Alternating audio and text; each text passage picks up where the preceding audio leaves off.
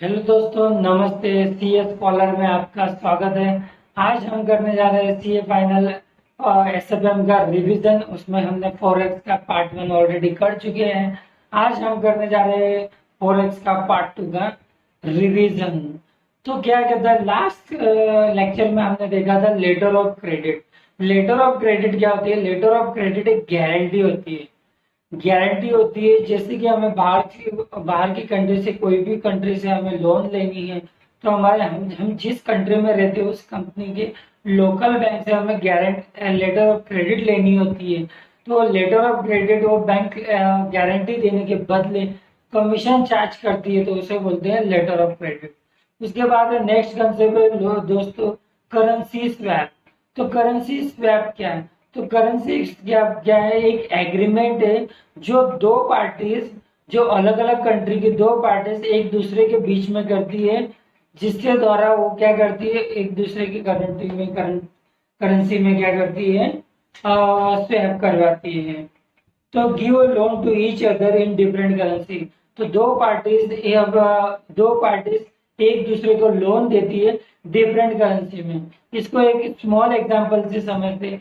जैसे कि हमें, हमारी कंपनी है अमेरिका में और डोनाल्ड ट्रंप की कंपनी इंडिया में। तो डोनाल्ड ट्रंप को उसकी इंडिया की सब्सिडरी को पैसे देने, और हमें हमारी और अमेरिका की सब्सिडरी को डॉलर में पैसे देने और उसको रुपीस में पैसे देने। तो डोनाल्ड ट्रंप हमें बोलेगा तुम मेरी सब्सिडरी को इंडियन रुपीस में लोन दे दो कुछ साल के लिए, और हम उसकी सब और वो हमारी सब्सिडरी को डॉलर में लोन दे देगा कुछ साल के लिए। तो इसकी वजह से दोनों का पर्पस सॉल्व हो जाता है। उसके बाद हमारा नेक्स्ट कंसेप्ट है treatment of with holding tax. तो विथ होल्डिंग टैक्स क्या होता है? अगर कोई फॉरेन कंपनी इंडिया में आके बिजनेस करती है, तो उसको इंडिया में इनकम टैक्स तो लग रहा है, नॉर्मल टैक्स तो लग रहा है, तो उसको उसके अलावा उसको सरप्लस प्रॉफिट पे एडिशनल टैक्स लगता है, उसे बोलते हैं हम विथ होल्डिंग टैक्स। उसके बाद कंसेप्ट है transfer pricing, notional, buy, fair price, deem sale, arm length price. तो ऐसे कंसेप्ट, ये कंसेप्ट एकदम सिंपल है दोस्तों। इस कंसेप्ट में हमें कुछ नहीं करना। इस कंसेप्ट में हमें सिर्फ, अगर कोई अमेरिका की कंपनी हो इंडिया में सॉफ्टवेयर डेवलप करना चाहती है, क्योंकि इंडिया में लेबर, इंजीनियरिंग या अदर चार्जेस कम लगते हैं, तो एक माना जाता है अगर वो इंडिया में डेवलप करेगी और इंडिया में ही बेचेगी, तो इंडिया में ही डेवलप करेगी और इंडिया में उसको rent, salary, administration, tax, with holding tax, उसके बाद जो प्रॉफिट बचता है उसके हिसाब से अगर प्रॉफिट निकालते हैं तो वो एक हो गया। लेकिन ये क्या हुआ, टैक्स पर्पस के लिए हम ऐसा कैलकुलेशन करते हैं। लेकिन एक्चुअल सेल्स कहाँ होने वाला है? तो एक्चुअल सेल्स होने वाला है अमेरिका में। तो अमेरिका में एक्चुअल सेल्स होगा, तो जो डॉलर में उनका सेल्स होगा, वो जो इंडिया में सॉफ्टवेयर डेवलप करने का जो कॉस्ट लगा है उसको डॉलर में कन्वर्ट करेंगे, और जो भी बेनिफिट आएगा उसे बोलेंगे नेट बेनिफिट। तो ये हम प्राइस निकालते हैं, खाली arm length price, deem sale निकालते हैं, जो हम इंडिया में दिखाते हैं। उसके बाद कंसेप्ट है दोस्तों मिड रेट। क्या होता है मिड रेट? मिड रेट क्या होता है? जो हमारा आक्स रेट और जो बीड रेट होता है, उन दोनों की अगर हम एवरेज कर दे तो उससे हमें मिलता है मिड रेट। इसके बाद है treatment of normal tax rate under forex. तो नॉर्मल टैक्स रेट का हम फॉरेक्स में क्या ट्रीटमेंट करते हैं? तो हमें जो भी इंटरेस्ट है ना, तो हमेशा इंटरेस्ट हमें आफ्टर टैक्स लेना है, और कोई भी लॉसेस है, सेविंग्स है, उसे भी हमें आफ्टर टैक्स कंसिडर करना है। तो टैक्स की ट्रीटमेंट हमेशा फॉरेक्स में आफ्टर टैक्स कंसिडर की जाती है दोस्तों। उसके बाद हम आगे देखेंगे डबल टैक्सेशन एवॉइडेंस एग्रीमेंट। अगर कोई विदेशी कंपनी या फॉरेन कंपनी इंडिया में आके बिजनेस करती है, तो इंडिया में उसको इनकम टैक्स लगता है, फिर नॉर्मल टैक्स लगता है, फिर विथ होल्डिंग टैक्स लगता है, फिर वो अपने देश में रेमिट करती है तो वहां का टैक्स लगता है। तो ये डबल टैक्सेशन अवॉइड करने के लिए एक डबल टैक्सेशन अवॉइडेंस एग्रीमेंट दो कंट्रीज आपस में करती है। तो ये दो कंट्री मिलके एक कॉमन रेट फाइनल करती है, तो उसमें वही रेट लगता है, तो उसे बोलते हैं डबल टैक्स एवॉइडेंस एग्रीमेंट, जिससे डबल टैक्स ना लगे। फिर आगे देखते हैं दोस्तों स्प्रेड। स्प्रेड क्या होता है? सिंपल स्प्रेड मतलब आक्स rate minus spread rate. Spread rate को आप याद रखने के लिए सीधा प्रॉफिट भी कर सकते हो कि सेलिंग माइनस बाइंग रेट भी बोल सकते हो, या अगर स्प्रेड रेट हमें परसेंटेज में चाहिए तो ask rate minus bid rate divided by bid rate into 100, तो हमें परसेंटेज में आ जाएगा। उसके बाद आता है इंटरनेशनल फिशर इफेक्ट। तो इंटरनेशनल फिशर इफेक्ट क्या होता है? इंटरनेशनल फिशर इफेक्ट मतलब ये थियरी है, ये थियरी रिफ्लेक्ट करती है रिलेशन बिटवीन इंटरेस्ट रेट और इन्फ्लेशन रेट। इंटरेस्ट रेट और इन्फ्लेशन रेट में क्या रिलेशन है वो ये थियरी बताती है। तो दोस्तों फिर हम देखेंगे इसमें जो इंटरेस्ट रेट होता है वो दो प्रकार का होता है, इंक्लूसिव ऑफ इन्फ्लेशन और एक्सक्लूसिव ऑफ इन्फ्लेशन। अगर इंक्लूसिव ऑफ इन्फ्लेशन है तो उसे मनी इंटरेस्ट रेट कहते हैं, और अगर एक्सक्लूसिव ऑफ इंटरेस्ट रेट है, इन्फ्लेशन है, तो उसे रियल इंटरेस्ट रेट कहते हैं। रियल इंटरेस्ट रेट कहते हैं दोस्तों। अब हम क्या करेंगे, इसका एक फॉर्मूला है, दोस्तों इसका। तो दोस्तों हमने देखा इंटरनेशनल फिशर इफेक्ट, मतलब मनी इंटरेस्ट रेट हमने देख लिया, और रियल इंटरेस्ट रेट। रियल मतलब रियल, उसमें कोई इन्फ्लेशन नहीं है, और अगर इन्फ्लेशन होगा तो उसे बोलते हैं मनी इंटरेस्ट रेट। भी इसका एक फॉर्मूला है जो आईसीआई ने दिया है, सीएमए के इंस्टीट्यूट है, तो उसने दिया 1 plus money interest rate is equal to 1 in bracket 1 plus real interest rate bracket over, और in bracket 1 plus inflation rate bracket over. तो ये है इसका फॉर्मूला। आगे का कंसेप्ट है, बहुत इंपॉर्टेंट कॉन्सेप्ट है, मनी मार्केट ऑपरेशन। तो क्या होता है मनी मार्केट ऑपरेशन? जैसे फॉरवर्ड कॉन्ट्रैक्ट होता है उसी तरह कंसेप्ट होता है मनी मार्केट ऑपरेशन। तो money market operation forward contract में जैसे हम हेजिंग करते उसी तरह हम हेजिंग करते हैं मनी मार्केट ऑपरेशन के द्वारा।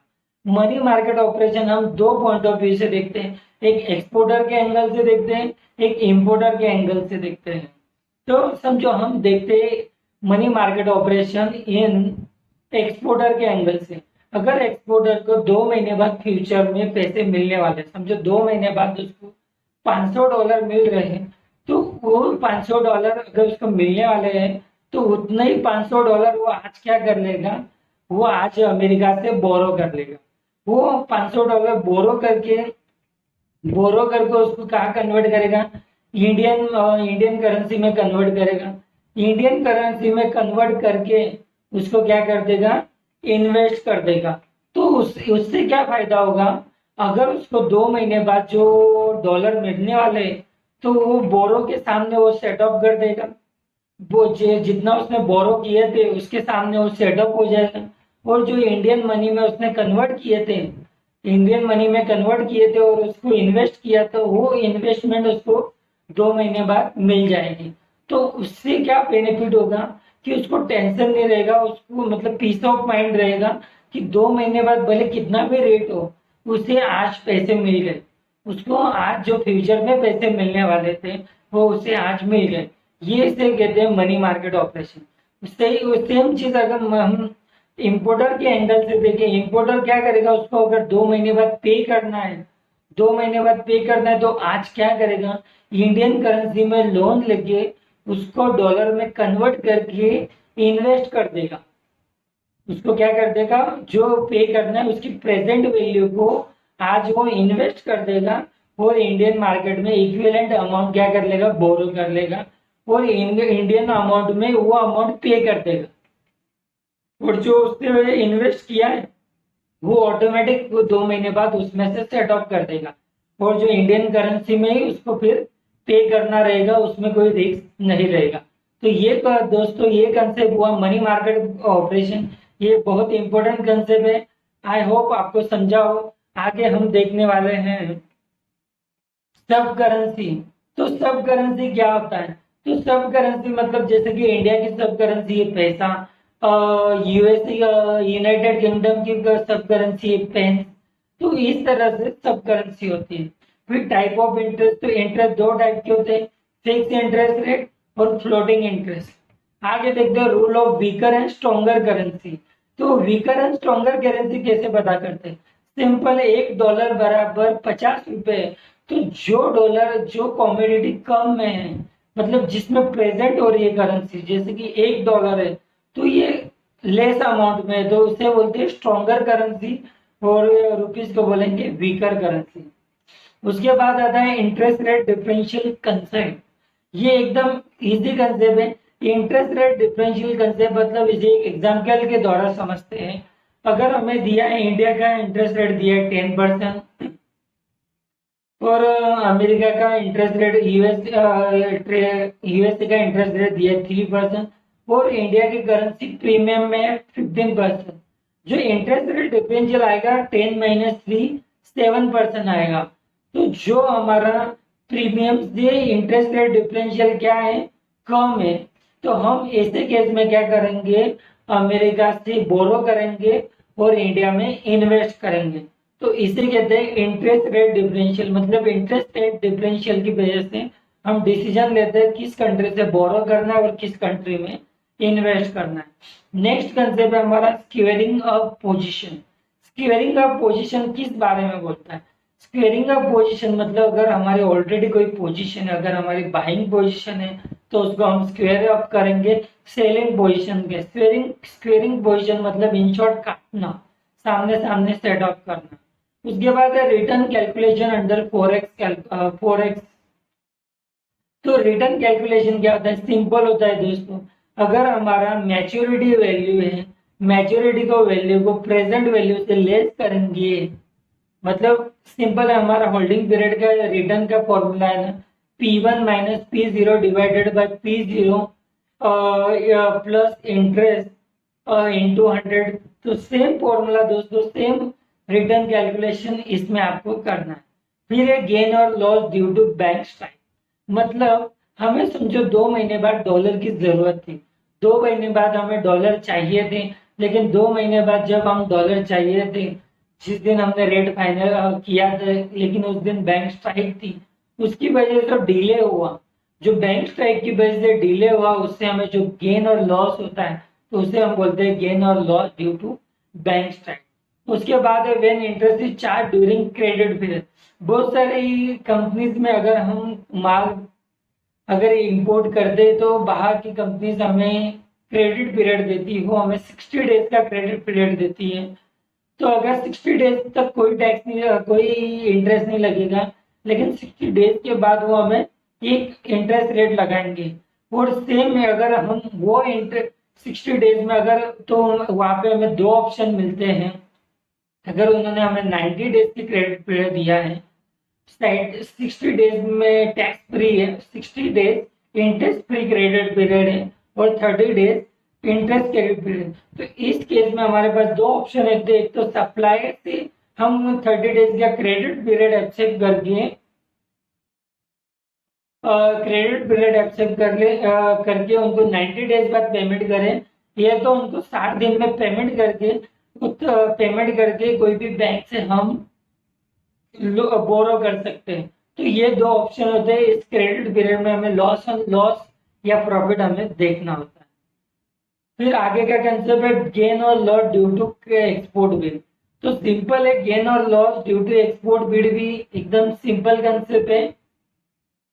गेन और loss due to export bill में क्या होता है, जैसे कि सिंपल है, अगर हमारा फॉरवर्ड कॉन्ट्रैक्ट लेंगे, फ्यूचर में फॉरवर्ड कॉन्ट्रैक्ट लेंगे, या उससे हमारा एक्सपोर्ट बिल हमें हेजिंग करते हैं इन शॉर्ट इसमें। फिर आगे आता है फॉरवर्ड एक्सचेंज अकाउंट।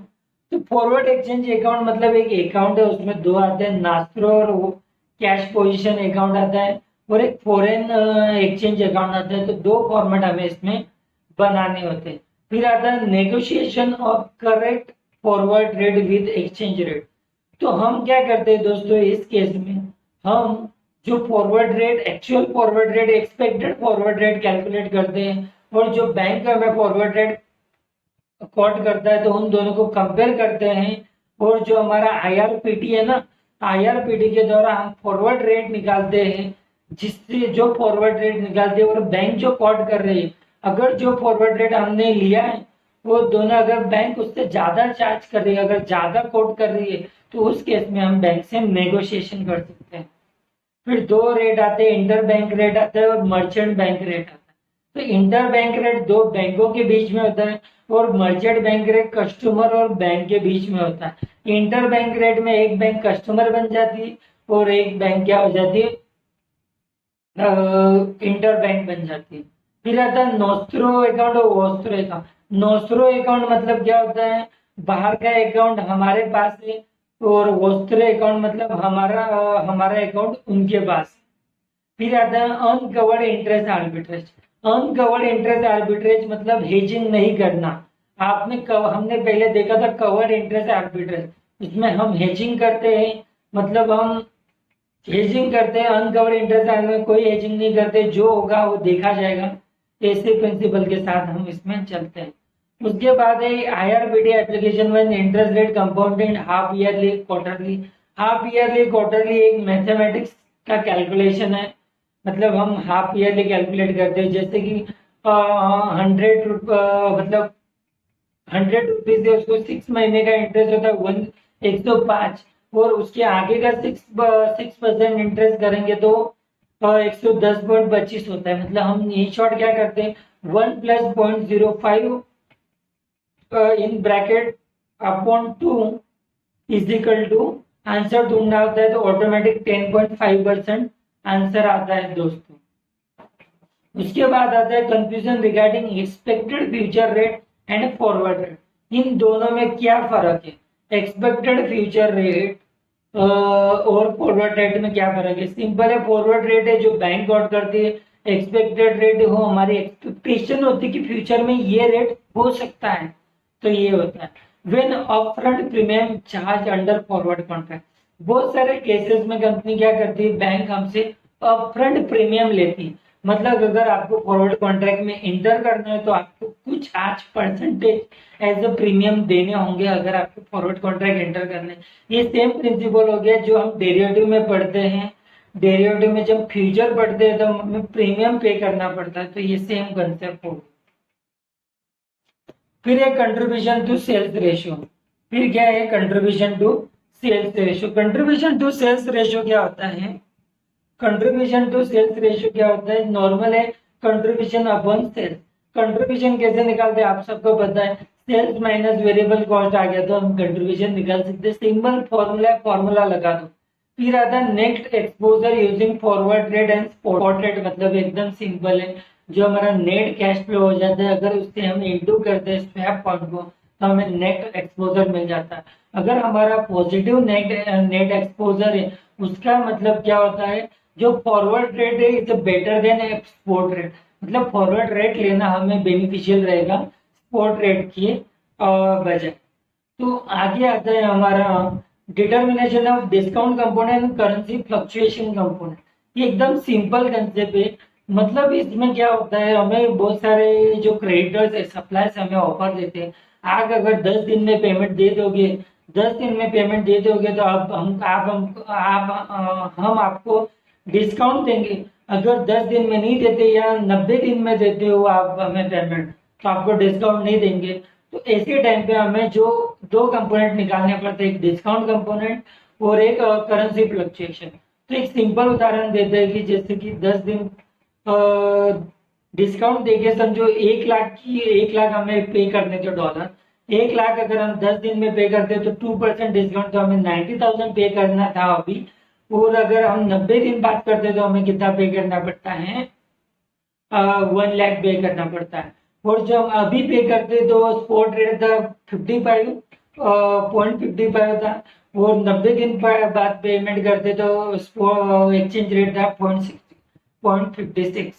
तो हम जो करेंसी फ्लक्चुएशन का डिफरेंस निकालेंगे ना दोस्तों, तो हम करेंसी फ्लक्चुएशन का जो डिफरेंस निकालेंगे तो 0.56 माइनस 0.55 मतलब forward rate minus spot rate निकालेंगे इनटू 90,000। क्योंकि हम डिस्काउंट एलिमेंट नहीं ले रहे तो 2,000 जो डिस्काउंट एलिमेंट था उसको नहीं लेंगे, इनटू 98,000 करेंगे तो हमें फ्लक्चुएशन ले हो आ जाएगा।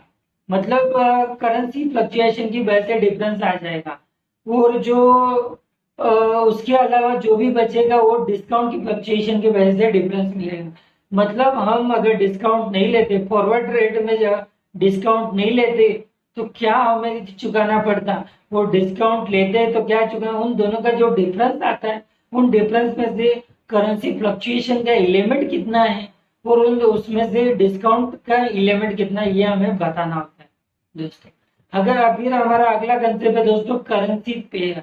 करेंसी पेयर क्या होती है, बहुत सारी करेंसी पेयर में होती है, बहुत सारी करेंसी पेयर में होती है, जैसे कि जीबीपी ऑब्लिक यूएस डॉलर। तो वैसी करेंसी हमें सिंपल ही लेनी होती है, तो जीबीपी बराबर यूएस डॉलर लेना होता है। नॉर्मली हम क्या लेते हैं, जीबीपी पर यूएस डॉलर होता है तो यूएस डॉलर बराबर 40 जीबीपी, लेकिन नॉर्मली तो लेकिन पेयर करेंसी में क्या हम लेते हैं, GBP is equal to dollar, तो ऐसा लेते हैं। तो ये करेंसी पेयर हम कैसे पहचानते हैं, तो करेंसी पेयर में हमेशा जो फर्स्ट 3 कैपिटल लेटर है वो डिनोट करते हैं कंट्री का नाम, जैसे कि आईएनआर, यूएस डॉलर, जीबीपी। तो ये कंपनी का कंट्री का नेम डिनोट करता है, रिप्रेजेंट करता है। और नॉर्मली जो पहले की करेंसी होती है ना वो स्ट्रॉन्गर करेंसी होती है और बाकी करेंसी क्या होती है, वीकर करेंसी होती है।